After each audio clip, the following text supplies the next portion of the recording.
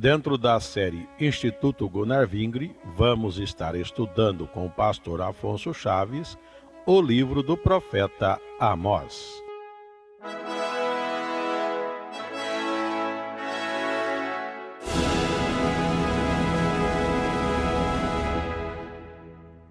Amós não consta ser uma pessoa palaciana, como Isaías tudo denota que foi.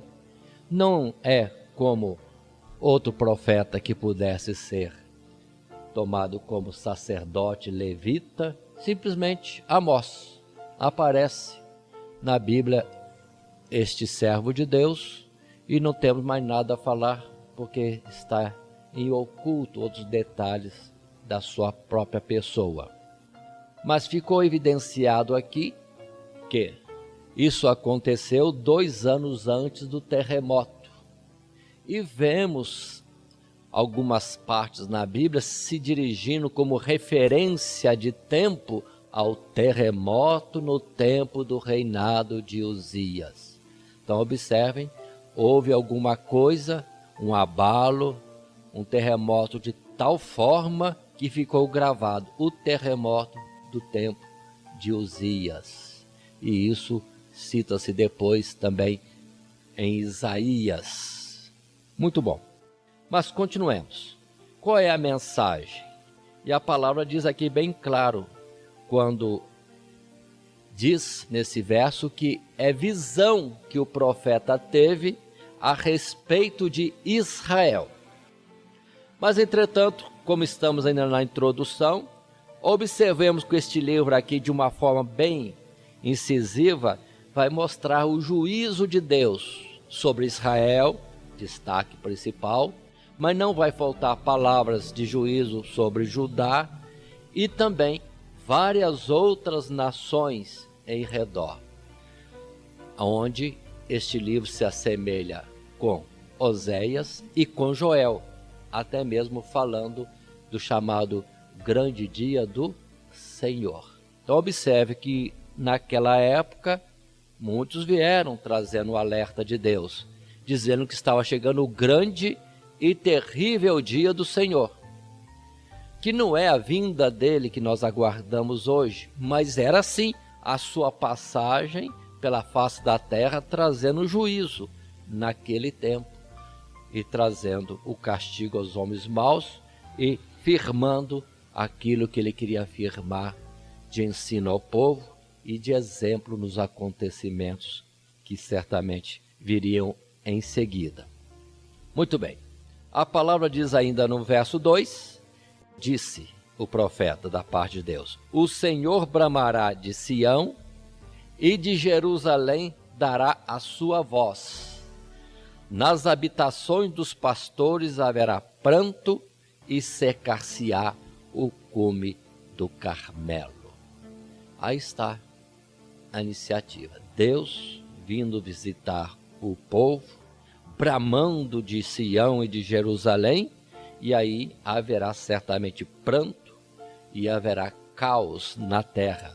E cita-se o Carmelo como um monte, vamos dizer assim, bem fértil e que estaria seco.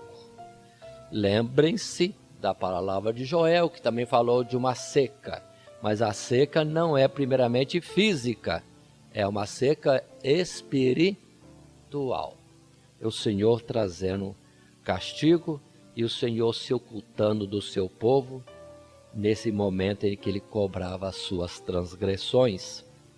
E ele, Amós, sendo de Judá, falando que o Senhor brama de Sião e de Jerusalém, fica caracterizado mais uma vez que Deus tinha de fato elegido Judá e Jerusalém para ser o lugar da sua habitação, e que de lá o Senhor contemplava todas as coisas.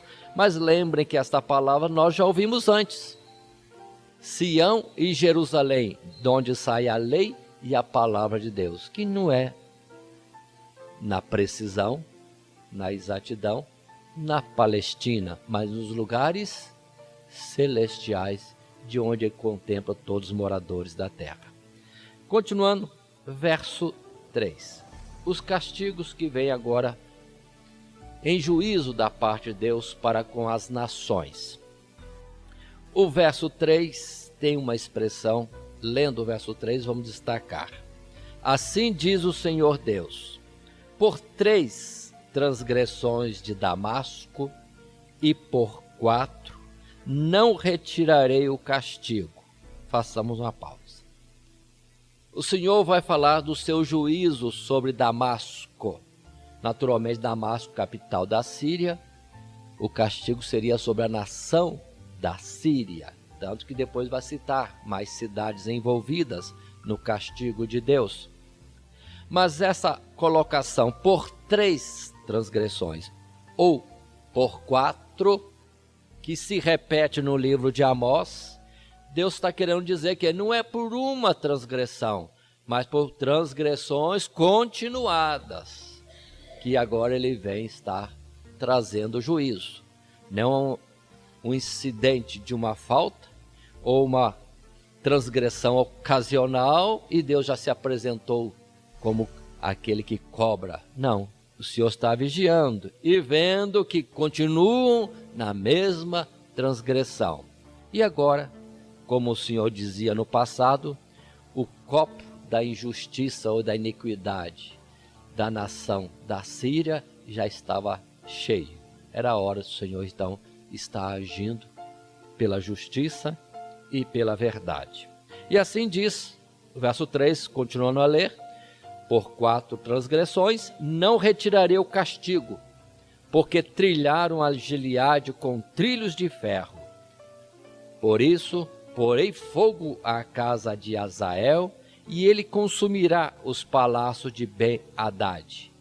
Quebrarei o ferrolho de Damasco, e exterminarei o morador de Biquiate-Avem, e ao que tem o cetro de Bet-Eden, e o povo da Síria será levado em cativeiro a Quir, diz o Senhor. Pronto. Aí está o juízo de Deus. O que é que o Senhor viu na Síria e que agora o Senhor estaria cobrando? Justamente observe que por causa da transgressão do povo de Israel, Deus os entregou na mão de Ben-Hadad e de Azael, que foi até ungido por Eliseu como rei da Síria, mas para trazer mal, castigo às 10 tribos de Israel. Mas eles fizeram isto com muito prazer. Destruíram com vontade, em especial Gileade, o lugar além do Jordão, ali onde ficavam as 12 tribos, Ruben, Gade e meia tribo de Manassés. Eles destruíram com muita vontade. E aquilo não foi bom. Em vez de fazer o juízo de Deus, trazer a justiça de Deus na medida correta, tiveram prazer em destruir as tribos de Israel. Pelo que agora eles vão dar conta do que fizeram também. Porque qual é o justo, senão o próprio Deus? Então, excedendo no juízo, Deus traria o castigo, levando-os a cativeiro. E esta palavra que diz cidade de Biquiate-Avem e Bet-Eden consta como sendo cidade de delícias, lugares de fertilidade na Síria, e que Deus estaria destruindo tudo, entregando-os a cativeiro em Quir. Quir, um local também que ninguém sabe dizer, a não ser pela palavra aqui em Amós, que mais à frente vai dizer que foi o local de origem de onde vieram os sírios. E fica em oculto. Deus ia fazê-los voltar à sua terra de origem. Síria então está nesse juízo. Mas, continuando, Amós, a partir do verso 6 até o verso 8, chega o momento do juízo sobre os filisteus. Observe, de igual forma, o verso 6 diz: por 3 transgressões e por 4 não retirarei o castigo. Por que é que Deus não vai deixar de castigar os filisteus? Aí a palavra dá explicação. porque levaram em cativeiro todos os cativos para os entregarem a Edom. Quem é Edom? Edom é o povo resultante de Esaú. E aqui consta que os filisteus tiveram prazer em pegar o povo de Israel que estava sendo apertado e castigado.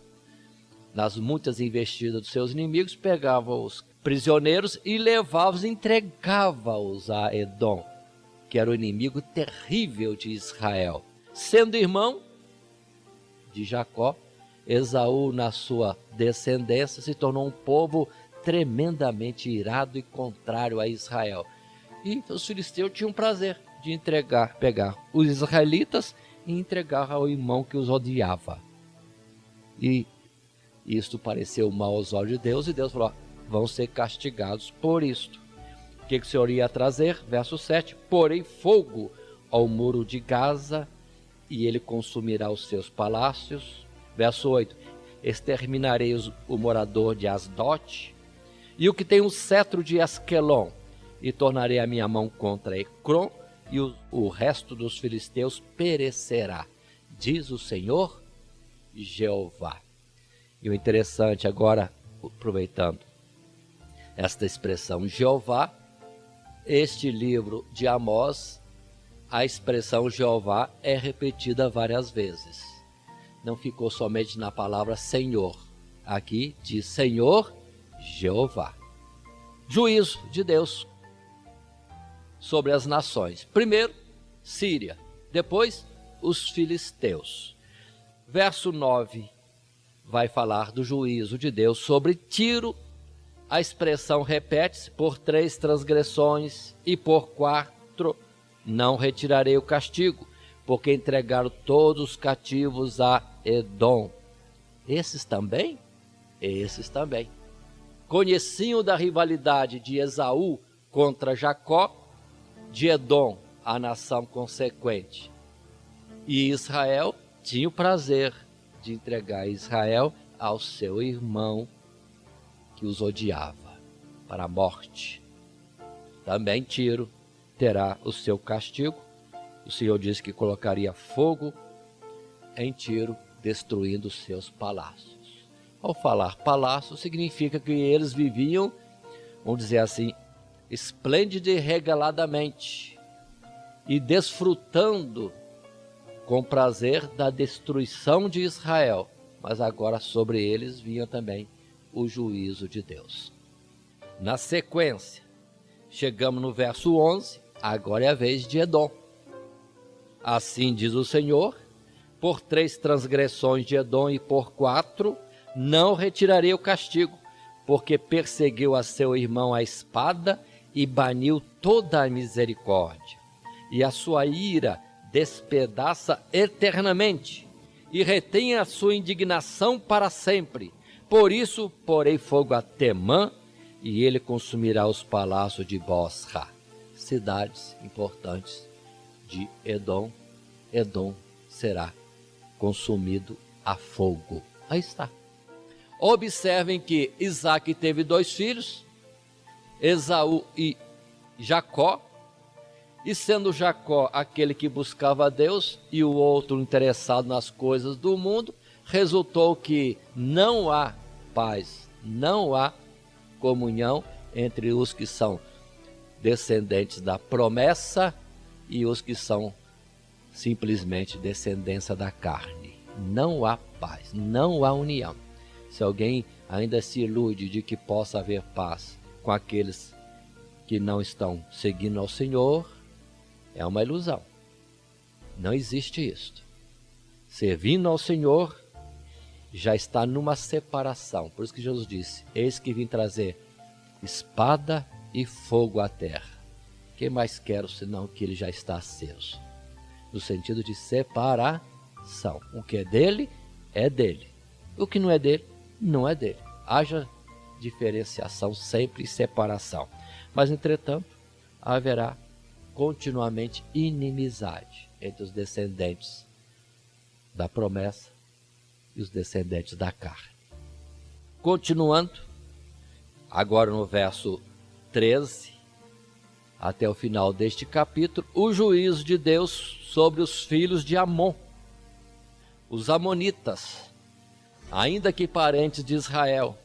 E outra vez a expressão, por 3 transgressões dos filhos de Amon, e por 4, não retirarei o castigo, porque fenderam as grávidas de Gileade para dilatarem os seus termos. Por isso, porei fogo ao muro de Rabá, e ele consumirá os seus palácios, com alarido no dia da batalha, com tempestade no dia da tormenta, e o seu rei irá para o cativeiro, ele e seus príncipes juntamente, diz o Senhor. Amon, povo parente, seria primos, mas entretanto tinham o prazer de destruir Israel para terem as terras aumentadas.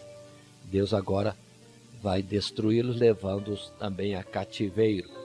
Não ficando só nisso, entrando no capítulo 2, verso 1 até o verso 3, o juízo também de igual forma sobre Moabe. A mesma expressão, não é por uma transgressão ou outra, mas são por várias transgressões, 3 ou 4, e significando uma continuidade de transgressão. Diz a palavra que o Senhor traria castigo sobre Moabe. E observem qual é a razão. No verso 1 diz, porque queimou os ossos do rei de Edom até os reduzir a cal. Por isso porei fogo a Moabe, e ele consumirá os palácios de Queriote. E Moabe morrerá com grande estrondo, com alarido e com som de buzina, e tirarei o juiz do meio dele, e a todos seus príncipes com ele matarei, diz o Senhor. Moabe, também parente de Israel, só que agora a cobrança sobre este povo não é por causa de Israel, é por causa de Edom. Deus faz juízo, irmãos, entre o justo e o ímpio, mas também o Senhor faz juízo entre aqueles que são ímpios, porque em verdade todos os povos são do Senhor nosso Deus. Ele é o juiz, como disse Abraão, o juiz de toda a terra. O Senhor estaria cobrando de Moabe a ira com que destruiu a Edom também. Continuando, verso 4 e 5, igualmente agora Judá. Por 3 transgressões de Judá e por 4, não retirarei o castigo. Por que Judá? Verso 4 diz, porque rejeitaram a lei do Senhor e não guardaram os seus estatutos, antes se deixaram enganar por suas próprias mentiras, após as quais andaram seus pais. Por isso porei fogo a Judá, e ele consumirá os palácios de Jerusalém. Judá também. E a transgressão de Judá, consideremos, é mais grave, porque é uma falha contra o Senhor Deus. Os outros falharam entre eles, mas Judá contra o Senhor. Agora, a partir do verso 6, no capítulo 2, e largamente, extensamente, em palavras continuadas que vão por todo o capítulo 2 e capítulo 3 e capítulo 4, Deus vai estar falando das transgressões, das injustiças de Israel, 10 tribos, citando mais como figura e representatividade a sua capital, Samaria. E assim o Senhor diz no verso 6, assim diz o Senhor, por 3 transgressões de Israel e por 4, não retirarei o castigo. Agora vem o Senhor falando por que o Senhor vai castigar Israel. E isto largamente é falado. Muitas transgressões, em especial injustiças, que Deus estaria cobrando. Inicia o Senhor no verso 6 dizendo, porque vendem o justo por dinheiro e o necessitado por um par de sapatos. Paremos. Essa expressão está lá em Joel, no capítulo 3. O desprezarem o povo de Deus e estarem negociando tão barato as almas. E Deus estaria cobrando deles este fato. Observem, repito, igual a Joel, expressão do capítulo 3. Verso 7. Suspirando pelo pó da terra sobre a cabeça dos pobres, eles pervertem o caminho dos mansos, e um homem e seu pai entram à mesma moça para profanar o meu santo nome. Vexação no meio do povo de Israel, que Deus chamou para serem santos, e isso está em livro de Levítico, várias ordenações, como coisas abomináveis aos olhos do Senhor, e em Israel isso era praticado. Continua ainda o Senhor cobrando, verso 8 antes. E se deitam junto a qualquer altar sobre roupas empenhadas, e na casa de seus deuses bebem o vinho dos que tinham multado. Opressão. Na lei também é ordenado ter misericórdia, e daquele que deu roupas empenhadas em penhor, não poderia cair o sol sem que essas roupas fossem devolvidas. Ou seja, ter misericórdia e não deixar em descoberto o seu irmão. Aqui diz que eles oprimiam com multas e outras coisas mais, e iam para a casa dos deuses, ali estarem em banquetes e em bebidas. Deus estava vendo, iria cobrar isto. A partir do verso 9, a respeito de Israel, as 10 tribos, Deus faz lembrança da história antiga, como também Oséias, o Senhor fez isso várias vezes, e também em Miqueias. E Deus lembra a eles, a Israel, que Deus destruiu os amorreus para dar para eles o lugar de habitação. O que mais que Deus fez? Deus deu vitória sobre homens gigantes, ainda que eram poderosos, mas o Senhor deu vitória. O que mais? Deus também os tirou da terra do Egito e 40 anos os guiou pelo deserto. O que mais? Verso 11. Dentre vossos filhos levantei profetas, e dentre os vossos jovens nazireus. E o Senhor faz uma pergunta: não é isso assim, filhos de Israel? Diz o Senhor Deus. Deus está recordando quanta atenção, quanto cuidado para com Israel em toda a travessia do deserto, em todo o tempo, sendo com eles, e honrando-os também, deixando no meio deles homens escolhidos como nazireus, homens consagrados a Deus, no meio deles, Israel. Mas, depois da pergunta, Deus coloca uma transgressão, o verso 12. Mas vós, aos nazireus deste vinho a beber, e aos profetas ordenaste, dizendo: não profetizeis. Aqueles que Deus levantava, eles profanavam, quebravam a aliança do nazireado. E aos profetas, com a mensagem para entregar-lhes, diziam: não queremos saber da palavra do Senhor, não profetizeis para nós. Assim vem um castigo, verso 13: eis que eu vos apertarei no vosso lugar, como se aperta um carro cheio de manolhos, de feixes, assim que de nada valerá a fuga ao ágil, nem o forte corroborará a sua força, nem o valente livrará a sua vida. Ou seja, Deus vai agir, não vai ter quem possa escapar, trazendo castigo a todo o Israel por essas transgressões.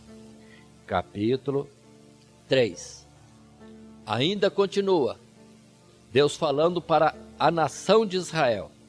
Diz assim o verso 1: ouvi esta palavra que o Senhor fala contra vós, filhos de Israel, contra toda a geração que fiz subir da terra do Egito, dizendo: de todas as famílias da terra a vós somente conheci, portanto todas as vossas injustiças visitarei sobre vós. Deus repete sempre as mesmas palavras, sempre apontando os erros do povo. Isso não como quem lança em rosto, mas como quem quer chamar a atenção para ver quanta coisa errada oportunidade para consertarem, se de fato temessem ao Senhor e quisessem a sua bênção. Assim vem o verso 3, uma palavra tão conhecida e importante. Andarão dois juntos se não estiverem de acordo? Deus vai andar com este povo como andou com eles 40 anos no deserto? De forma nenhuma. Deus não andará com eles. Aí o Senhor fala, em figura nos versos seguintes: bramirá o leão no bosque sem que tenha presa? Levantará o leãozinho no covil a sua voz se nada tiver apanhado? Cairá a ave, verso 5, no laço em terra se não houver laço para ela? Levantar-se-á o laço da terra sem que tenha apanhado alguma coisa? Tocar-se-á a buzina na cidade e o povo não estremecerá? Sucederá qualquer mal à cidade e o Senhor não o terá feito? Aí está a pergunta. Igualzinho Miqueias, que o Senhor falou: ouvi a correção, ouvi o castigo, ouvi a espada, ouvi o toque da trombeta, e quem enviou? O Senhor dizendo que ele é quem estaria enviando o castigo. Voltando a Joel, é o que nós temos em Joel, quando o Senhor fala que certamente passaria como fogo consumidor, e é ele mesmo que é o general do exército, poderoso para executar o seu juízo. E muitos torcem o livro de Joel dizendo que é o inimigo das nossas almas. Não é não, é Deus trazendo um castigo. Assim também em Miqueias, e assim também em Amós. É ele que está fazendo, é ele que vai trazer o castigo, e ninguém lance a questão para o inimigo de nossas almas. Por isso vamos observar hoje também, que às vezes temos alguns problemas e precisamos estar atentos. É cobrança de Deus ou é luta? Se somos justos, estamos sendo afligidos, a palavra em Pedro diz bem claro: não estranheis a ardente prova que vem sobre vós, como se coisa estranha vos acontecesse. Se alguém padecer, que não padeça como injusto, ou quem rouba, ou quem intromete em questão alheia. Se sendo justos padeceis, dá graça a Deus, se aprove assim Deus permitir. Mas, se tem algum problema, vamos ver se não é a mão de Deus cobrando alguma coisa que não está bem na nossa vida. Não vamos julgar para o inimigo de nossas almas. Deus não quer saber dele, que nem Jó. Deus quer falar com o seu povo e agir. Então, bramirá o leão e ninguém vai estremecer? Deus vai trazer castigo e ninguém vai estremecer? Certamente que quando Deus agir, vai estremecer toda a terra. É esta a forma figurada que Deus quer dizer. Continuando, verso 7. Deus fala outra palavra característica sua. Certamente, o Senhor Jeová não fará coisa alguma sem ter revelado o seu segredo aos seus servos, os profetas. Bramiu o leão, quem não temerá? Falou o Senhor Jeová, quem não profetizará? Pronto. Deus está avisando antes. Ele anuncia antes as coisas que estão por vir. Palavra em Joel, palavra em Miqueias, palavra em Oséias, palavra agora em Amós, e depois vamos ver que também em Isaías e também Jeremias e os demais profetas vão estar trazendo antes aquilo que Deus está para fazer. Quem tem ouvidos, diz Apocalipse, ouça o que o Espírito diz às igrejas, no caso às nações no passado. Continuando, verso 9 do capítulo 3. Fazei ouvir isto nos palácios de Asdod e nos palácios da terra do Egito, e dizei: ajuntai-vos sobre os montes de Samaria, e vede os grandes alvoroços no meio dela, e os oprimidos dentro dela. Paremos. Deus convida as nações, em especial os filisteus e os egípcios, a estarem contemplando o que está acontecendo em Samaria. Em Samaria, opressão. Samaria está em alvoroço. Verso 10, porque não sabe fazer o que é reto, diz o Senhor, entesourando nos seus palácios a violência e a destruição. Paremos um pouquinho. Israel já não estava destruído? Sim, já estava destruído. Mas esta época em que Jeroboão II está reinando, depois de Jeú e seu pai Joás, é uma época que Deus teve misericórdia do que aconteceu com o seu povo. E pelo profeta Jonas enviou aquelas palavras alentadoras, dizendo que iria retribuir a eles a recuperação das terras, porque estavam tão destruídos que Deus teve dó. Mas aproveitando o momento da misericórdia, da longanimidade de Deus, foram prosperando, mas em opressão e em injustiça contra os pobres, contra os inocentes. E Deus está vendo isso, então Deus está requerendo e chamando as testemunhas, os filisteus e os egípcios. E assim, verso 11, portanto o Senhor Jeová diz assim, um inimigo surgirá e cercará a tua terra e derribará a tua fortaleza e os teus palácios serão saqueados. O Senhor falando da destruição por um povo que está para vir. Que povo é esse? Já podemos anunciar porque já estudamos. A Assíria. Oséias fala claramente que as 10 tribos vão ser castigadas duramente pela Assíria. De tal forma seria esta destruição, verso 12, que figuradamente Deus fala assim, assim diz o Senhor, como o pastor livra da boca do leão as 2 pernas, ou um pedacinho da orelha, assim serão livrados os filhos de Israel que habitam em Samaria, no canto da liteira e na barra do leito. Ou seja, o que vai sobrar vai ser como o pastor que vai recuperar o que sobrou da ovelha e vai achar uns pedaços só. Um pedaço da orelha e 2 pernas. O que mais sobrou de Israel? Nada. Então a destruição de Israel seria grande. O que sobraria? E observe que a ovelha despedaçada já está morta. E Israel estaria definitivamente arrancado da terra. Nunca mais se levantou a nação das 10 tribos com capital em Samaria. Capítulo 3, ainda à frente, o verso 13.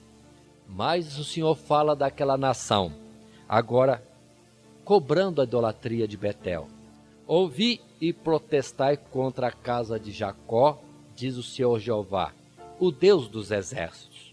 No dia em que eu visitar as transgressões de Israel sobre ele, também visitarei os altares de Betel, e os chifres do altar serão cortados e cairão por terra. Derribarei a casa de inverno com a casa de verão, e as casas de marfim perecerão, e as grandes casas terão fim, diz o Senhor. Então Betel será visitada, essa cidade, e a idolatria Deus vai arrancar fora. Lembrem-se que isso já foi profetizado antes, no tempo mesmo de Jeroboão, da tribo de Efraim, quando ele fez a divisão do povo, consagrando ele o altar ao bezerro em Betel, veio o profeta e disse que o altar se quebraria. E aqui volta a palavra, Deus não esqueceu. Pode passar séculos, mas Deus lembra-se daquilo que falou e no tempo que lhe apraz faz cumprir o que tem dito. E observe que Israel estava próspero já, né? Depois daquela folga, aquela paz que o Senhor trouxe para eles com dó da destruição deles, porque já tem casas de inverno, já tem casas de verão, tem casas de marfim, mas Deus vai colocar tudo isso abaixo. Tudo. Sem conversão a Deus, sem arrependimento dos seus pecados. capítulo 4. Capítulo 4 continua. Observe que a contenda de Deus com Israel, que iniciou lá no capítulo 2, passou pelo capítulo 3 e avança no capítulo 4. Agora, depois de falar de Betel, volta a Samaria. Mas lembre-se, Samaria representa toda a nação. E o Senhor diz assim: ouvi esta palavra, vós, vacas de Bazã, que estais no monte de Samaria, que oprimis os pobres, que quebrantais os necessitados, que dizeis a seus senhores: dai cá e bebamos. Observe essa expressão, vacas de Bazã. Bazã significa terra fértil. Outra vez, essa simbologia. As 10 tribos estavam num tempo de trégua, prosperando, mas se engordando através da opressão dos pobres. E o Senhor diz no verso 2: jurou o Senhor Jeová pela sua santidade, que dias estão para vir sobre vós, em que vos levarão com anzóis, e a vossos descendentes com anzóis de pesca, e saireis pelas brechas, uma após outra, e vos lançareis para Hermon, diz o Senhor. Vinde a Betel e transgredi, a Gigal e multiplicai as transgressões, e cada manhã trazei os vossos sacrifícios, e de 3 em 3 dias os vossos dízimos. Ofereceis sacrifício de louvor do que é levedado, e apregoai sacrifícios voluntários, e publicai-os, porque disto gostais, ó filhos de Israel, diz o Senhor Jeová. Paremos um pouco e com cuidado. Deus está convocando eles para vir trazer os dízimos, trazer os sacrifícios, vem cantar louvores, porque vocês gostam disto. Paremos. Precisamos entender. Deus está dizendo que eles têm prazer no ritual e na prática da religiosidade, mas sem cumprir a justiça de Deus. Se é para ir para a igreja, se é para cantar, se é para dizimar, se é para fazer mais alguma coisa, estamos aí. Mas e as demais coisas? É quando o Senhor diz, e palavra que está em Isaías, palavra também que nós vemos no Novo Testamento, que não basta isto. Deus não tem prazer nos sacrifícios e holocaustos, mas sim em que se ouça a sua palavra e ponha por prática. Aqui Deus está cobrando outra vez. Quem lê isso aqui descuidadamente, pensa que Deus está chamando-os para a igreja, para a casa dele, para cantar, para sacrificar e para dizimar. Não, o Senhor falou, você gosta disso, mas não é isso que eu estou pedindo. Aí volta a palavra de Deuteronômio e outras palavras mais. E o que é que o Senhor Deus pede de ti? Senão que o ames e que pratiques a justiça e fale cada um a verdade com o seu irmão. Vai a outra parte, que é a mais importante. Continuando. Aí o Senhor diz, verso 6 do capítulo 4. Por isso também vos dei limpeza de dentes em todas as vossas cidades, e falta de pão em todos os vossos lugares. Contudo, não vos convertestes a mim, diz o Senhor. Paremos. O Senhor agora vai falar várias vezes de várias atuações de aperto dele sobre o povo, mas o povo não enxergava, não se convertia. Primeiro Deus diz que trouxe fome sobre o povo. Eles não se converteram. Vamos em seguida ao verso 7. Além disso, retive de vós a chuva, faltando ainda 3 meses para a colheita. E fiz chover sobre uma cidade, e sobre outra cidade não fiz chover. Sobre um campo choveu, mas o outro, sobre o qual não choveu, se secou. E andaram errantes, 2 ou 3 cidades, indo a outra cidade para beberem água, mas não se saciaram. Contudo, não vos convertestes a mim, diz o Senhor. Segunda vez. Deus está chamando a atenção. Isso que está acontecendo é minha correção. É o alerta para vocês. É o sinal vermelho de que as coisas não estão bem. Mas vocês não se convertem. Continua no verso 9. Feri-vos com queimadura e com ferrugem. A multidão das vossas hortas e das vossas vinhas e das vossas figueiras e das vossas oliveiras foi comida pela locusta. Contudo, vos não convertestes a mim, diz o Senhor. Lavoura ferida pelas pragas, e ninguém percebe. Por isso, outra vez aquela expressão, quando diz, ouvi a trombeta, e quem a tocou, ou quem enviou a espada. Continua, verso 10. Insiste Deus ainda dizendo, enviei a peste contra vós à maneira do Egito. Os vossos jovens matei à espada, e os vossos cavalos deixei levar presos, e o fedor dos vossos exércitos fiz subir ao vosso nariz. Contudo, não vos convertestes a mim, diz o Senhor. Ainda, continua o Senhor, verso 11, subverti alguns dentre vós, como Deus subverteu a Sodoma e Gomorra, e vós foste como um tição arrebatado do incêndio. Contudo, não vos convertestes a mim, diz o Senhor. Deus tem operado longamente, várias vezes. Em Jó, temos essa expressão clara quando se diz, Deus visita o homem, não uma nem duas vezes, e faz conhecer a sua transgressão, faz conhecer o seu pecado, para desviar os seus pés da cova. Mas o homem não está atento. Aí Deus faz aquela proclamação do verso 12 do capítulo 4. Portanto, assim te farei, ó Israel. E porque isso te farei, prepara-te, ó Israel, para te encontrares com o teu Deus. Palavra bonita, muito repetida, mas não é um bom encontro, não. Não é um bom encontro. Porque Deus não está falando que estão bem, estão muito mal. Igualzinho Joel, passando ele, vai ficar alguém sem ser castigado? Passando ele, todos estarão justos na sua presença? Quem estará de pé quando ele trazer o juízo?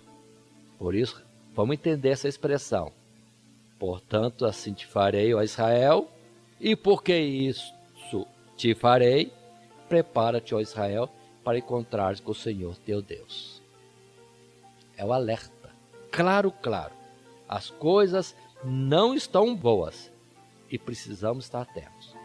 E o verso 13, Deus dá a confirmação que é Ele que está dizendo, porque é Ele, Deus, o que forma os montes e cria o vento e declara ao homem qual é o seu pensamento e que faz da manhã trevas e pisa os altos da terra.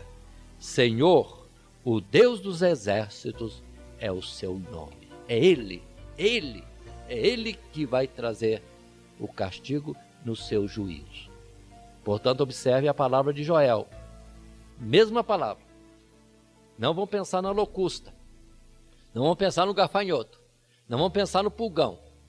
Não vamos pensar na largata.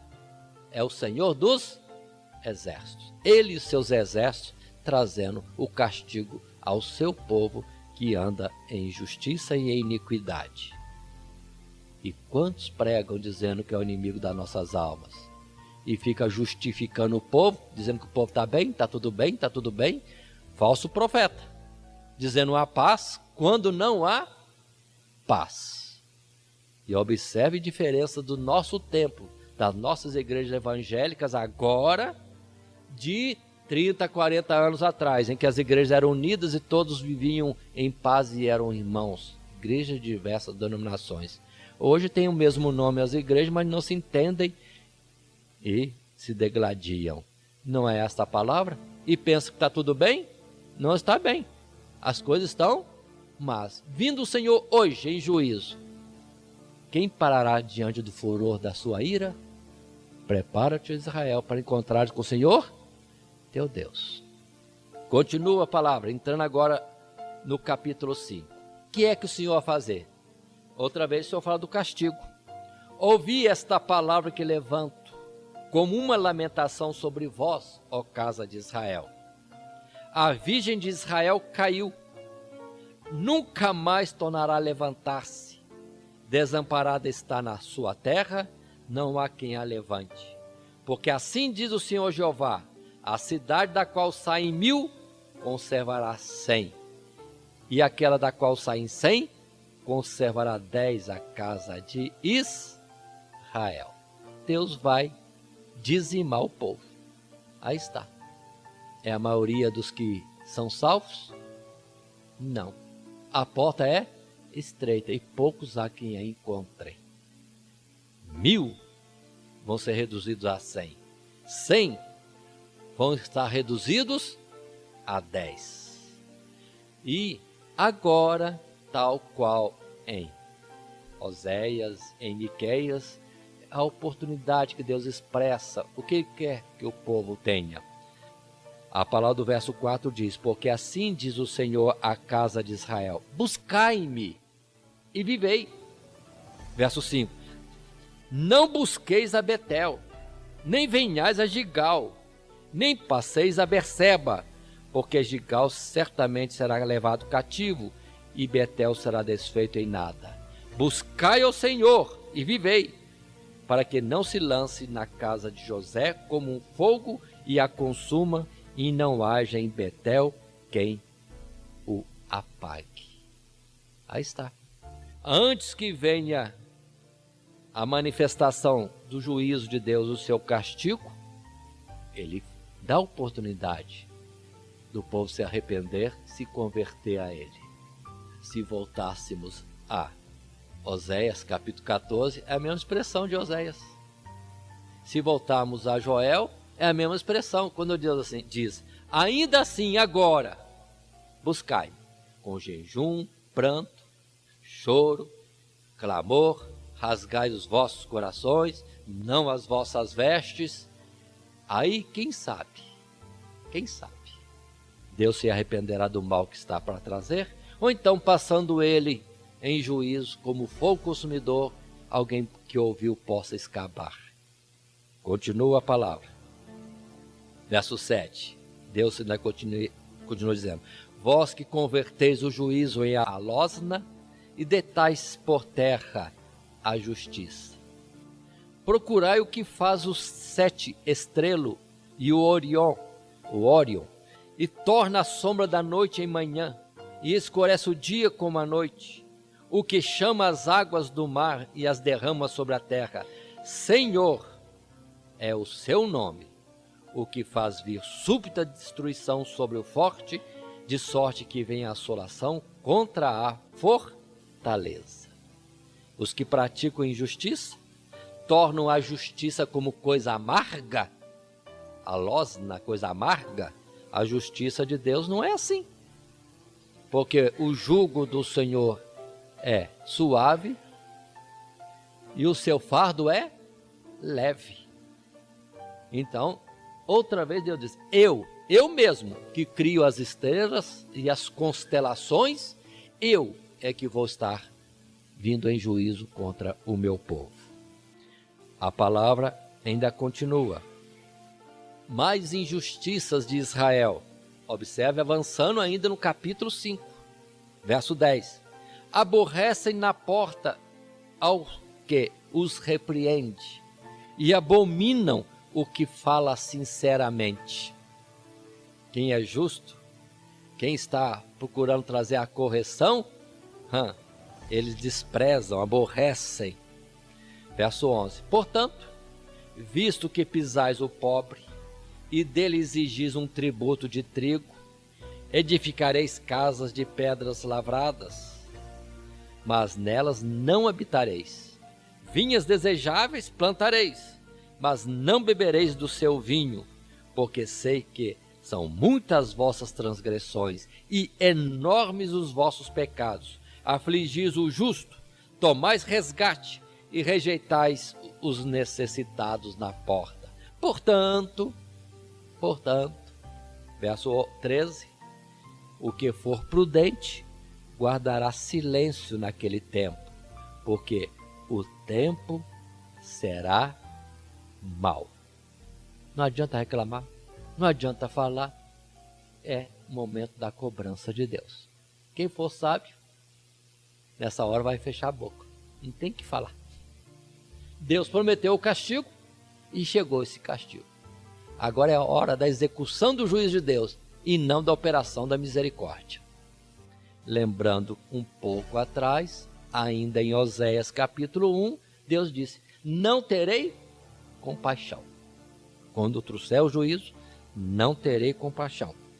Ainda assim, na misericórdia de Deus, verso 14, Deus volta a propor a reconciliação. Diz o verso 14: buscai o bem e não o mal, para que vivais. E assim o Senhor, o Deus dos exércitos, estará convosco, como dizeis. Aborrecei o mal e amai o bem, e estabelecei o juízo na porta. Talvez o Senhor, o Deus dos exércitos, tenha piedade do resto de José. A mesma coisa. Talvez. Porque os pecados são muitos e enormes, foi a expressão anterior. Continua, Deus não para de falar para Israel. Verso 16. Portanto, assim diz o Senhor, Deus dos exércitos, o Senhor: em todas as ruas haverá pranto, em todos os bairros dirão: ai, ai. E ao lavrador chamarão para choro e para prantos que souberem prantear. Verso 17. Em todas as vinhas haverá pranto, porque passarei pelo meio de ti, diz o Senhor. Palavras iguais aos profetas anteriores. Aí vem o verso 18. Ai daqueles que desejam o dia do Senhor. Para que quereis vós este dia do Senhor? Trevas será e não luz. Paremos. Idêntico a Joel. Idêntico. Dia do Senhor? Mas quem estará de pé? Lembrando do apóstolo Paulo é que dizia que analisando a si mesmo, julgando a si mesmo, não achava coisa alguma em que pudesse estar errado. Mas entretanto, dizia ele, como não sou eu que vou me julgar, é o Senhor, prossigo para o alvo. Sigo à frente, deixando atrás as coisas que para trás ficaram. Observe, irmãos, é a palavra de Apocalipse. Quem é santo, santifique-se ainda. Quem é justo, faça justiça ainda. A palavra é essa. Não podemos parar nem recuar, é avançar, porque quem vai julgar é Deus. E qual é a medida de Deus? Qual é a sua perfeição para a qual Ele nos tem chamado? Sede santos, como eu, o Senhor vosso Deus, sou santo. E qual é esse nível? Já antecipando a expressão de Isaías, quando ele viu o Senhor, a santidade do Senhor é muito grande. Disse Isaías: ai de mim, porque sou um homem de lábios impuros e habito no meio de um povo de impuros lábios. Continuemos. Dia do Senhor. Verso 19 continua. O dia do Senhor é como se um homem fugisse de diante do leão e se encontrasse com ele o urso, ou como se entrando em uma casa, a sua mão encostasse à parede e fosse mordido por uma cobra. Não será, pois, o dia do Senhor trevas e não luz? Não será completa escuridade sem nenhum resplendor? Ou seja, não tem por onde escapar. Se tiver em falta com Deus, em dívida com Deus, se escapar de uma coisa, cai na outra. Se escapar dessa segunda, tem uma terceira aguardando. Ou seja, não há escapatória. Quando Deus vier a cobrar de cada um as suas más obras, não tem onde esconder, não tem por onde fugir. Não vai ter escapatória. Aí o Senhor continua, verso 21, falando da inutilidade da sua religiosidade. 21. Aborreço, desprezo as vossas festas, as vossas assembleias, reuniões solenes, não me dão nenhum prazer.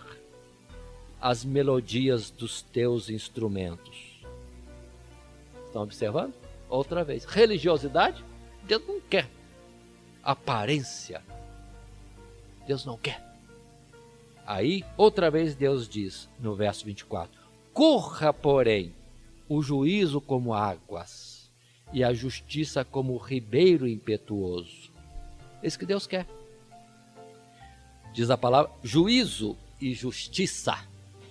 Do outro lugar, verdade. Verso 25, ofereceste-me vós sacrifícios e ofertas no deserto por 40 anos, ó casa de Israel? É uma pergunta. E o verso 26, Deus diz, o que eles trouxeram para Deus no deserto? Antes, levaste a tenda de vosso Moloque, e o altar das vossas imagens, e a estrela do vosso Deus, que fizeste para vós mesmo. Portanto, vos levarei cativos para além de Damasco, diz o Senhor, cujo nome é Deus dos exércitos. Aqui Deus está mostrando que o coração do povo é tendente a desviar-se e tem se afastado dele desde ainda o deserto. Lembre-se que Deus, falando com Moisés, o povo fazia o bezerro de ouro. E se isso foi eliminado, entretanto Deus fala que tinha outros ídolos que eles traziam no deserto. E atravessaram o deserto com os seus ídolos. E tudo aparentemente era povo do Senhor Deus. Mas lá tinha os idólatras.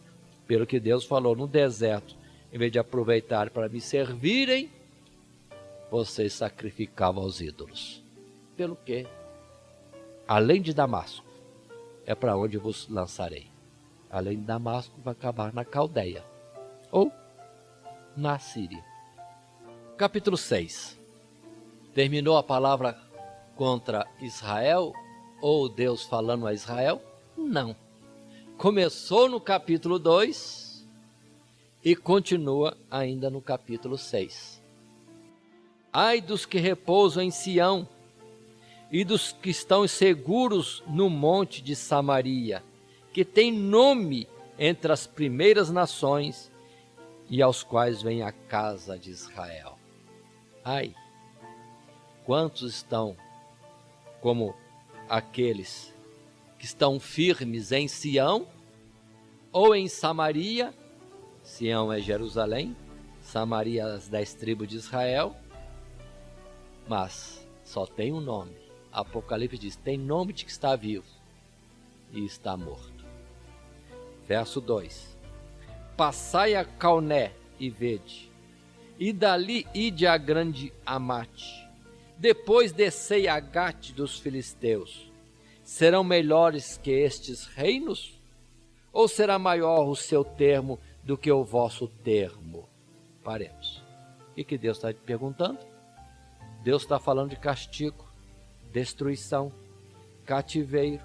Aí Deus pergunta, vocês estão repousados, quietos, comodamente alojados, tanto lá em Jerusalém como em Samaria. E eu pergunto, por acaso, o Senhor citou 3 nações, Calné, Amate e Gate, os filisteus. Não são uma nações maiores, mais poderosas? E eu já não trouxe juízo? E sobre vocês haverá escapatória? Deus está fazendo uma comparação. Se nações grandes e antigas e fortes, ele já trouxe o castigo. E observem que Calné é uma das cidades lá antigas, lá de Gênesis ainda.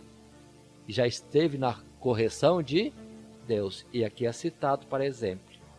Verso 3, o Senhor continua dizendo, vós que dilatais o dia mau, e vos chegais ao lugar da violência, que dormis em camas de marfim, e vos estendeis sobre os vossos leitos, e comeis os cordeiros do rebanho, e os bezerros do meio da manada, que cantais ao som do alaúde, e inventais para vós instrumentos músicos como Davi, que bebeis vinho em taças, e vos ungis com mais excelente óleo, mas não vos afligis pela quebra de José.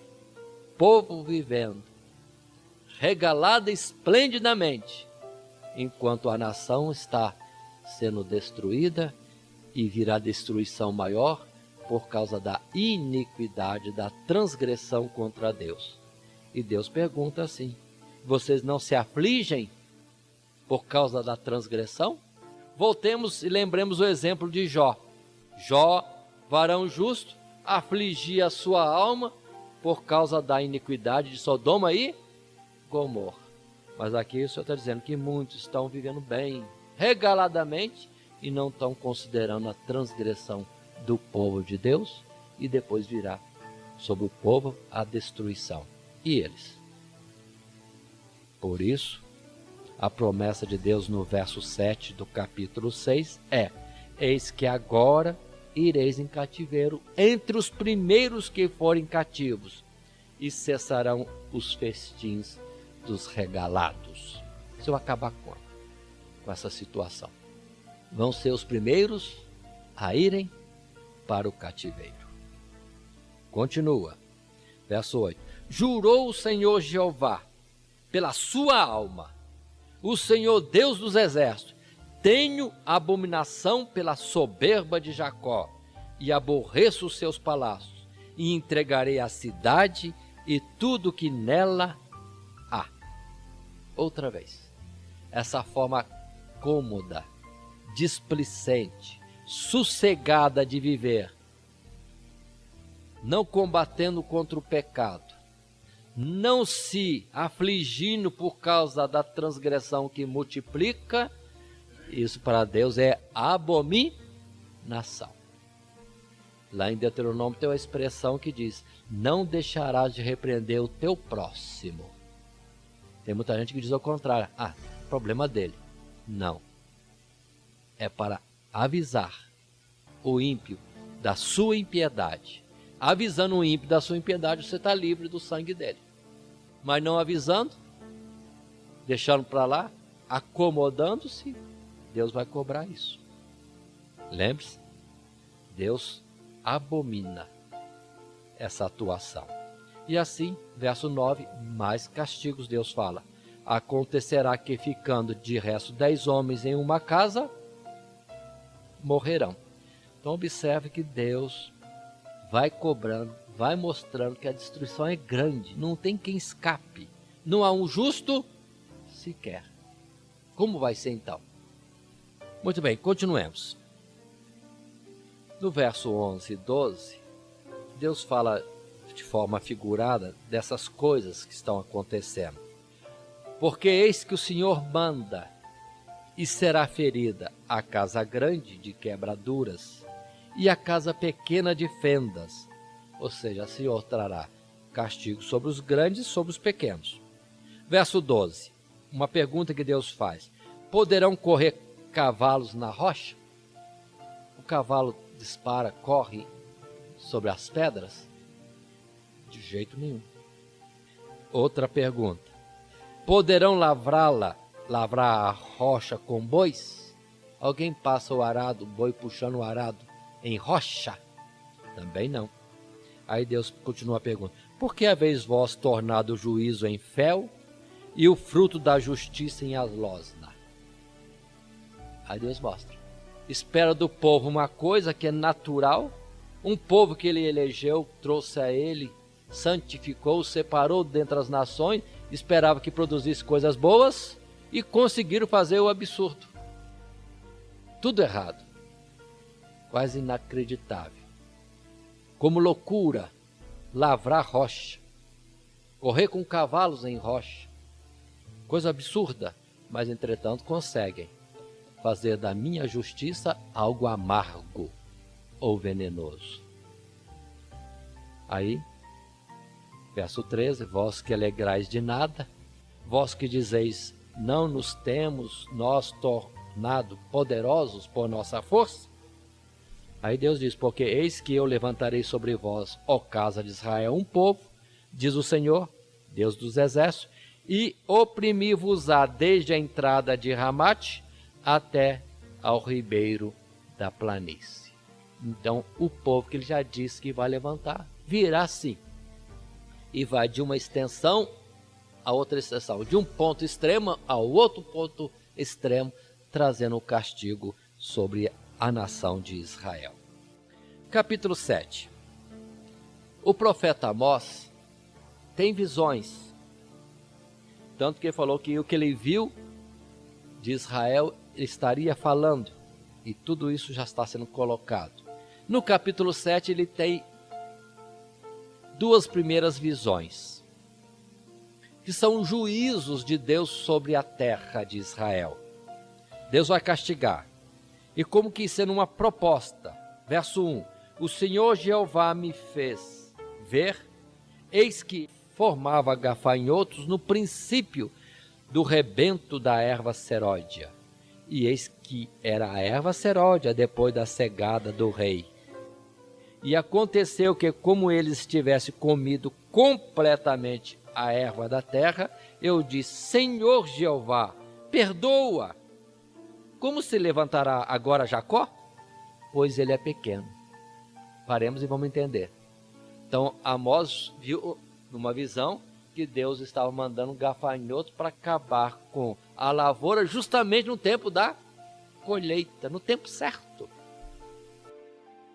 Ele viu o desastre dos gafanhotos e já correu clamando a Deus, Senhor Jeová, perdoa, o povo não vai suportar. Então, os gafanhotos seriam uma praga tremendamente grande, que ia destruir Israel. E como Amós clamou assim, que juízo duro, o próprio Senhor então diz, verso 3, então o Senhor se arrependeu disso. Não acontecerá, diz o Senhor Deus. Está igual o tempo de Moisés. Deus falou que ia destruir o povo e Moisés, Senhor. Na verdade não foi Moisés. Como aqui na verdade não foi Amós. É o próprio Espírito de Deus que deu a ele, vamos dizer assim, a análise do que de fato aconteceria. Destruição do povo, só com os gafanhotos. E Deus disse, então não vou aniquilar de todo o povo. Não suporto. Vem o segundo juízo, verso 4. Assim me mostrou o Senhor Jeová, eis que o Senhor Jeová clamava que queria contender por meio do fogo, e consumiu o grande abismo, e também queria consumir a terra. Então eu disse, Senhor Jeová, cessa agora. Como se levantará Jacó? Pois ele é pequeno. Outra vez Amós, como um sacerdote, intercede a Deus por misericórdia. O povo não vai aguentar, não suporta. E observe que a contenda agora seria com fogo. E igualmente no verso 6 o Senhor responde. O Senhor se arrependeu disso e disse, nem isso acontecerá, diz o Senhor Jeová. Pronto. O castigo não será assim. O juízo de Deus não será assim.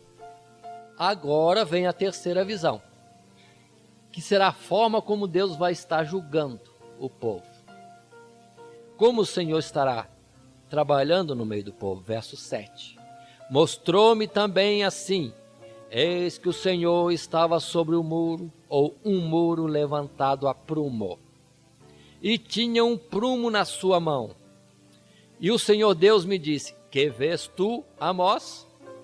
E eu disse, um prumo. Então disse o Senhor, eis que eu porei o prumo no meio do meu povo Israel. Nunca mais passarei por ele.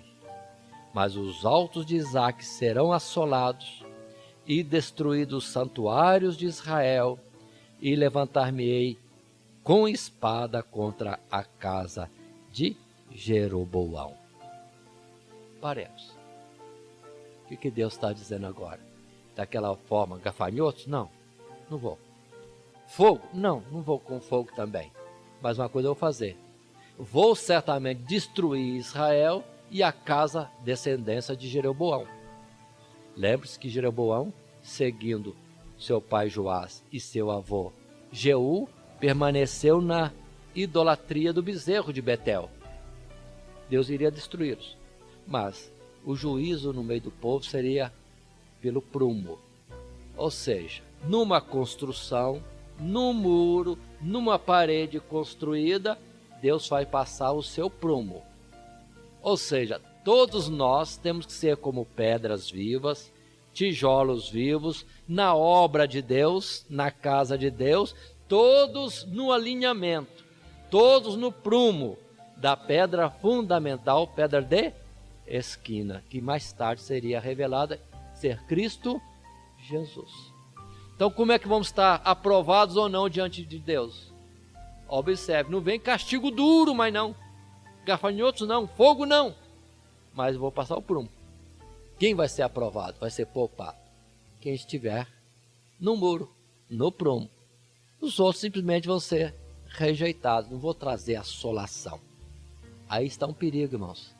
Que os dias vão passando, a iniquidade vai multiplicando, porque ninguém vê raio caindo do céu e fulminando o infiel, o mentiroso, o injusto. Não, ninguém vê. Mas cuidado, que o prumo está passando. E Deus está mantendo no muro quem está no prumo. Esta palavra é falada por Zacarias justamente nesse sentido, de que Deus estaria passando um prumo pelo seu povo. E chama ali o prumo os 7 olhos do Senhor, que percorrem toda a terra. Mas voltando à palavra que disse Paulo em Efésios, observe bem, ali ele nos concita para sermos imitadores de Deus como filhos amados e atingirmos a estatura de varão perfeito, à medida de Cristo Jesus. Então, cuidado. Deus está olhando para cada um e quem está no prumo, ele faz passar o prumo, é aquele que está alinhado pela pedra de esquina. Assim será o seu juízo. Por isso que as pessoas vão indo. Não vem espada, não vem assolação maior. Cuidado. Salomão chegou a dizer, por Deus não repreender de imediato a toda transgressão, a tendência do povo é continuar pecando. Não vamos confundir a longanimidade de Deus com tolerância ou aprovação. Não, não e não. Temos a palavra, ela é o espelho, disse Tiago, que mostra a nossa situação diante de Deus. E Jesus disse, se vós estiverdes em mim, e as minhas palavras estiverem em vós, aí está a medida, o prumo, a linha que corre pelo povo de Deus. Vamos seguir um pouco mais. Nesse ponto, capítulo 7, verso 9, tendo Amós falado de forma tão clara do juízo de Deus contra Israel, houve um sacerdote de Betel, da idolatria, verso 10, chamado Amazias, que foi ao rei Jeroboão e disse, ora, Amós está profetizando contra a nação e contra o rei. Isso é rebelião, é conspiração. E ele, esse sacerdote da idolatria chamado Amazias, vai para Amós e diz assim no verso 12, depois Amazias disse a Amós, vai-te, ó vidente, foge para a terra de Judá, e ali come o pão, e ali profetiza. Mas em Betel, daqui por diante, não profetizarás mais, porque é o santuário do rei e a casa do reino. Aí está. Um homem que se destacou, indo diretamente contra Amós quando trazia estas palavras, dizendo, vai para Judá e profetiza lá, e lá come o teu pão, como se ele falasse para sobrevivência. Entenda essa expressão. Você está profetizando, se fazendo profeta para ter salário de profeta? Vai comer o seu pão em Judá, mas em Betel não. Muito bem. Aí vem aquela palavra do verso 14 de Amós para Amazias. E respondeu Amós e disse a Amazias: eu não era profeta, nem filho de profeta, mas boeiro, ou seja, cuidador de bois, e cultivador de sicômoros, uma árvore que produzia frutos como figo. Mas o Senhor Deus me tirou de após o gado, e o Senhor me disse: vai e profetiza ao meu povo Israel. O que é que Amós está respondendo? Eu sou profeta não pelo salário, pela sobrevivência, pelo pão. Eu sou profeta porque Deus me tirou da minha ocupação e me mandou falar a Israel. Aí continua Amós falando no verso 16. Ora, pois, ouve a palavra do Senhor Deus. Tu dizes: não profetizarás contra Israel, nem falarás contra a casa de Isaque. Verso 17. Portanto, assim diz o Senhor Deus: tua mulher se prostituirá na cidade, e teus filhos e tuas filhas cairão à espada, e a tua terra será repartida a cordel, e tu morrerás na terra imunda, e Israel certamente será levado cativo para fora da sua terra. Amós não recuou.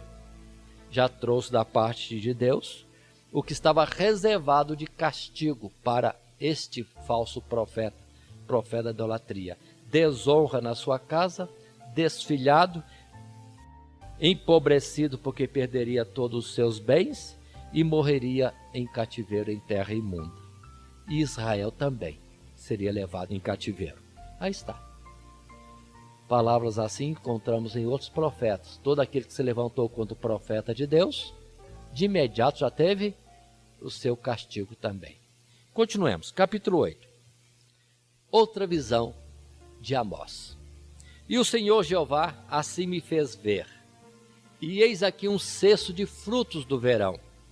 E diz: que vês, Amós? E eu disse: um cesto de frutos do verão. Então o Senhor me disse: chegou o fim sobre o meu povo Israel. Daqui por diante nunca mais passarei por ele. O que significa isso? Fruto maduro? Infelizmente, fruto maduro nas iniquidades, nas transgressões. A medida da injustiça já estava cheia. O juízo já ia chegar. Muito bem. Verso 3, Deus continua falando no capítulo 8. Mas os cânticos do templo serão ouvidos naquele dia, diz o Senhor Jeová. Multiplicar-se-ão os cadáveres em todos os lugares, serão lançados fora em silêncio.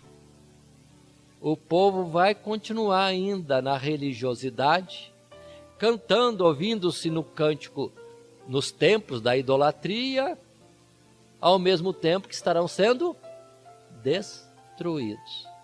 Vão permanecer fiéis na religiosidade, mas não vão mudar o seu comportamento diante de Deus. Cuidado. Deus não quer mesmo, não quer de forma nenhuma a prática, o servir a Ele só na aparência de religiosidade, mas segundo a reta justiça. Verso 4, Deus fala que continua a injustiça.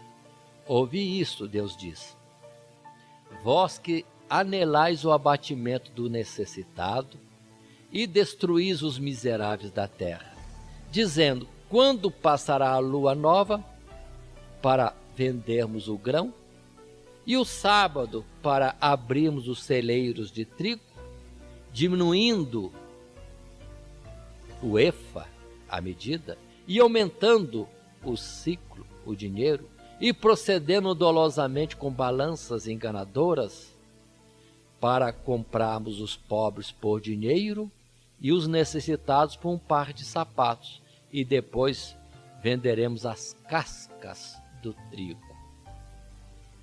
O povo, com todo o alerta de Deus, em vez de estar procurando melhorar os caminhos, estão maquinando. Quem dera que passe logo o sábado para a gente voltar para o comércio. Quem dera que passe logo a lua nova, as festividades, para voltarmos ao comércio.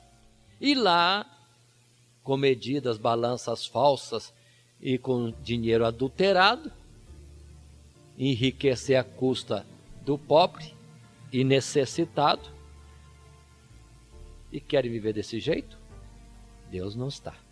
Pelo que, verso 7, segunda vez Deus jurou o Senhor pela glória de Jacó, eu não me esquecerei de todas as suas obras para sempre. Deus não vai esquecer. O castigo vem e Deus não vai ter compaixão. Aquela palavra que nós vimos, Lohuama, não terei compaixão. Aí continua o verso 8, por causa disso não se comoverá a terra, e não chorará todo aquele que habita nela, certamente levantar-se-á toda como um grande rio, e será arrojada, lançada, e se submergirá como o rio do Egito. O que Deus vai fazer? Tirar tudo isso. Verso 10, tornarei as vossas festas em luto, e todos os vossos cânticos em lamentações, e aparecerá pano de saco sobre os lombos, e calva sobre toda a cabeça, e farei que isso seja como luto de filho único, e o seu fim como o dia de amarguras. Deus vai castigar duramente o povo. Verso 11, uma palavra muito conhecida, eis que vem dias, diz o Senhor Jeová, em que enviarei fome sobre a terra, não fome de pão, nem sede de água, mas de ouvir as palavras do Senhor. Paremos.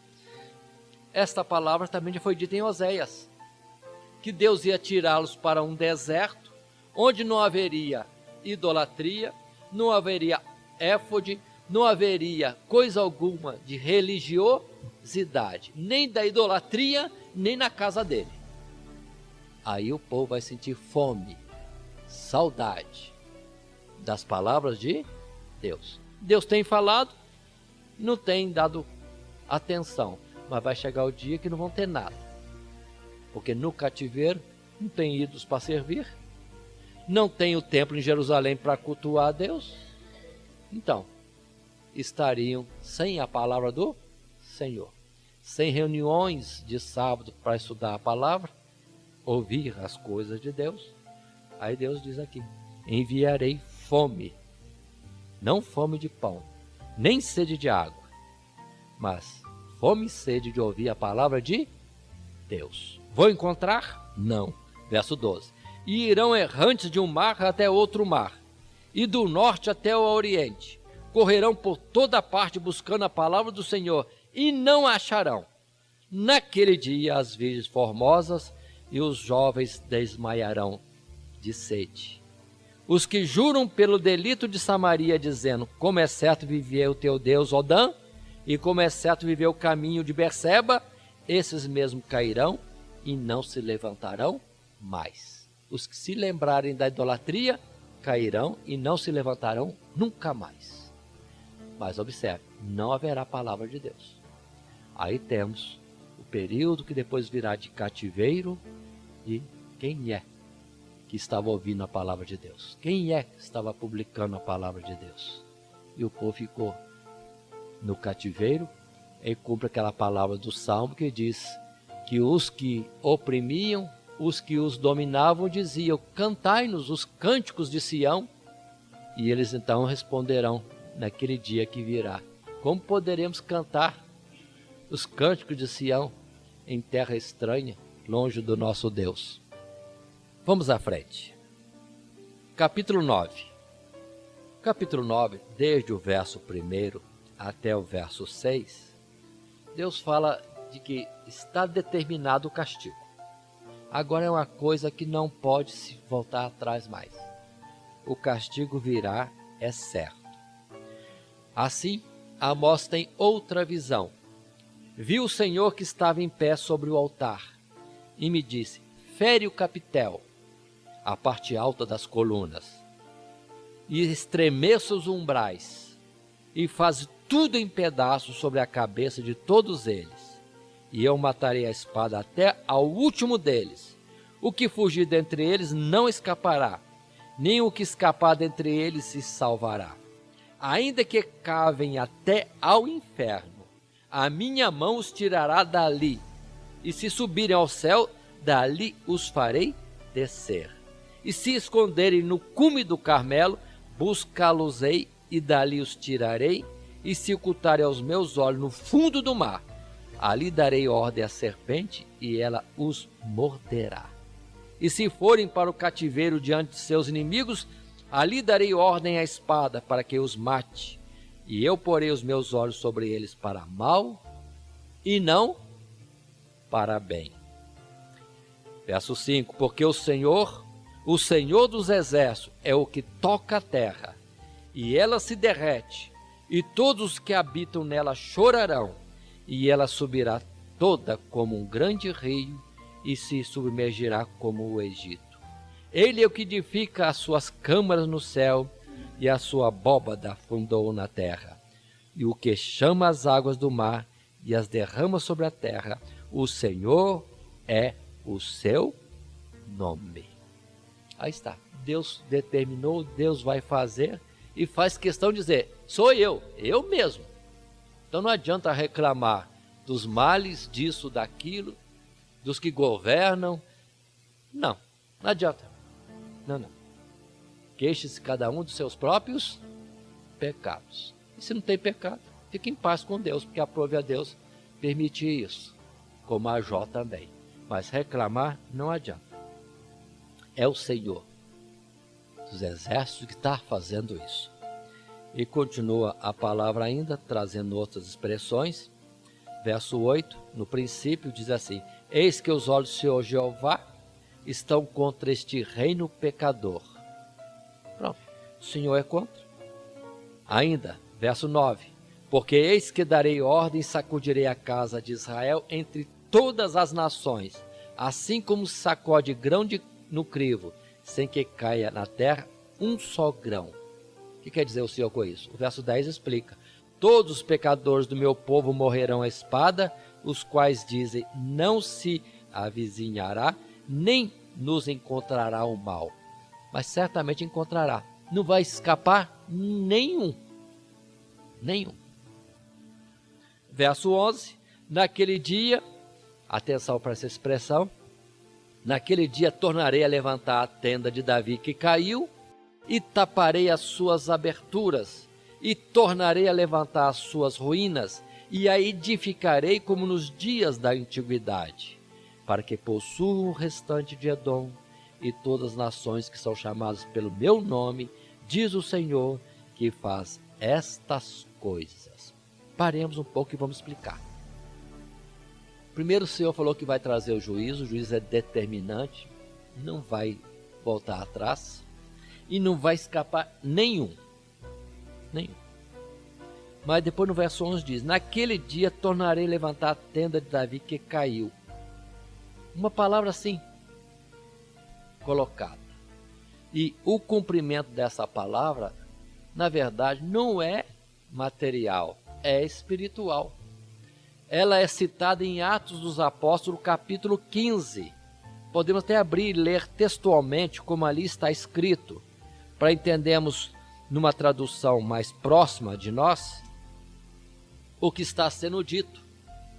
Atos capítulo 15, o que está acontecendo é que os apóstolos estão reunidos em Jerusalém, toda a igreja reunida em Jerusalém, para tratar a questão dos gentios.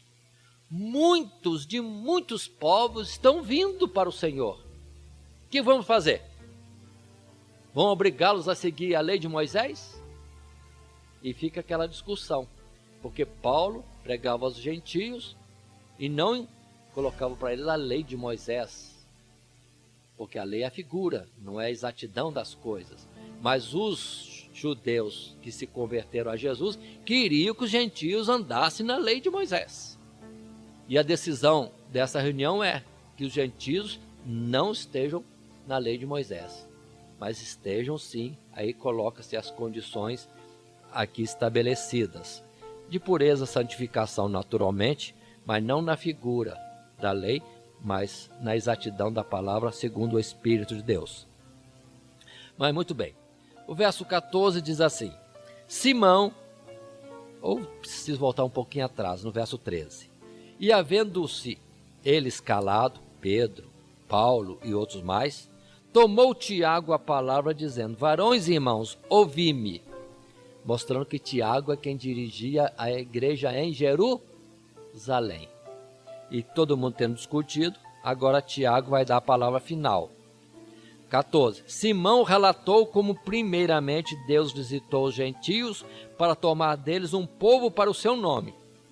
E com isto concordo as palavras dos profetas, como está escrito: Depois disto voltarei e reedificarei o tabernáculo de Davi, que está caído. Levantá-lo-ei das suas ruínas e tornarei a edificá-lo. Paremos aqui.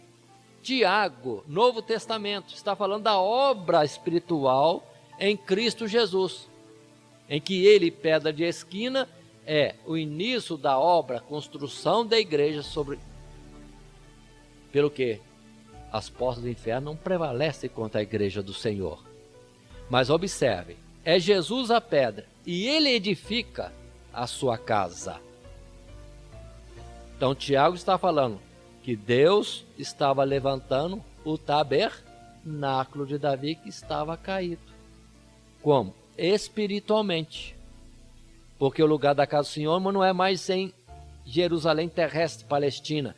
É no próprio céu. E nós já estamos em lugares celestiais em Cristo Jesus. E Tiago diz ainda, no verso 17, para que o resto dos homens busque ao Senhor e todos os gentios sobre os quais o meu nome é invocado, diz o Senhor que faz estas coisas. Voltemos a Amós. Como é que está escrito lá mesmo? Naquele dia tornarei a levantar a tenda de Davi que caiu, taparei as suas aberturas, tornarei a levantar as suas ruínas, edificarei como nos dias da antiguidade, para que possuam o restante de Edom e todas as nações que são chamadas pelo meu nome, diz o Senhor que faz estas coisas. Mostrando já em Amós claramente que a salvação não é só para Israel, é todas as nações que invocam o seu nome. O que Atos, capítulo 15, concorda.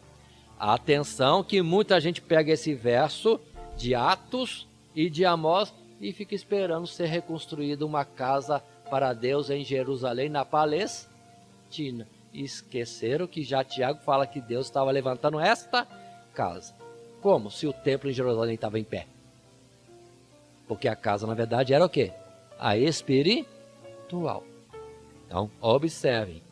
A casa de Deus somos nós. Nós, morada de Deus em espírito. Como Pedro diz, nós, pedras vivas, somos construídos, casa de Deus. E a salvação para todos os povos, falado aqui largamente. Ainda no capítulo 9, verso 13, mais uma palavra linda do Senhor que precisamos entender. Eis que vem dias, diz o Senhor Deus, em que o que lavra alcançará ao que cega, e o que pisa as uvas ao que lança a semente. Paremos aqui. Jesus falou em João 4, verso 38, que os apóstolos entraram num trabalho que outros tinham começado. Uns araram a terra, outros plantaram, e os apóstolos estavam numa situação boa, colhendo os frutos dos que trabalharam antes. Toda a história de Israel é o preparar da obra, da lavoura de Deus, para Deus colher o seu trigo, as almas. E os apóstolos estavam no tempo da colheita, mas outros trabalharam antes. E Deus diz aqui que, entretanto, haveria tempo em que o que lavra a terra, o que prepara a terra, alcançará a colheita. E o que pisa as uvas, ao que lança a semente. O que quer dizer isso?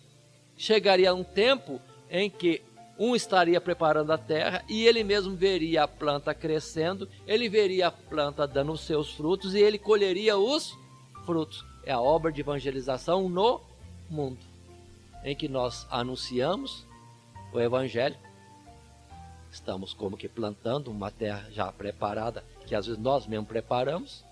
E daqui a pouco nós estamos vendo o fruto das almas chegando ao Senhor, crescendo, e elas, plantas, dando fruto para Deus, e nós colhendo esse fruto. Mostrando que haveria uma multiplicação de salvação no meio do povo. Não aconteceria de uma geração plantar, outra geração que vai ver o resultado. Não. Chegaria o tempo que nós alcançaríamos todo esse processo. Aí, figuradamente se diz, e os montes destilarão mosto, e todos os outeiros se derreterão. Bonança, bênção, mas por favor, não olhe materialmente. É espiritualmente. Nós somos a lavoura de Deus, do que Paulo diz, uns plantam, outros regam, mas Deus dá o crescimento. Mas dentro dessa palavra do verso 13, uns preparam a terra, outros plantam, outros regam, Deus dá o crescimento, mas nós vemos todas essas coisas ao mesmo tempo. Porque vemos no meio de nós pessoas que vieram para o Evangelho, nós vimos eles chegando e hoje estamos vendo que eles estão dando frutos para a glória de Deus. E continua a palavra, a parte boa com que termina alguma dessas palavras dos profetas, como Oséias e Joel e outras mais. Removerei o cativeiro do meu povo Israel, e reedificarão as cidades assoladas, e nelas habitarão, e plantarão vinhas, e beberão seu vinho, e farão pomares, e lhes comerão fruto. E os plantarei na sua terra, e não serão mais arrancados da sua terra que lhes dei, diz o Senhor teu Deus. Mas não vão pensar em plantação e bonança aqui na terra, não. Não é aqui o lugar do nosso repouso. É nos lugares celestiais. Ou, se alguém hoje se firma em Cristo Jesus, já pode, como disse Paulo, regozijar-se no Senhor. E Paulo insiste, outra vez vos digo, regozijai-vos no Senhor. Palavra que é figurada aqui na forma de dizer de vinho, vinhas, pomares, comendo fruto e etc. Parecendo uma bonança na lavoura, mas o sentido é espiritual. E assim concluímos este livro de Amós, que mostra o juízo que Deus estava trazendo no tempo passado sobre a nação de Israel em destaque, mas também sobre outras nações mais. Mas tudo isso, conforme vemos em Coríntios, tudo que dantes foi escrito, tudo que dantes Deus operou, Ele mesmo faz questão de dizer que Ele é que estava fazendo, é para nosso ensino. Tudo isso serve de comparação e alerta, instrução, para nós hoje não errarmos o caminho. E assim que Deus nos abençoe em Cristo Jesus. Amém.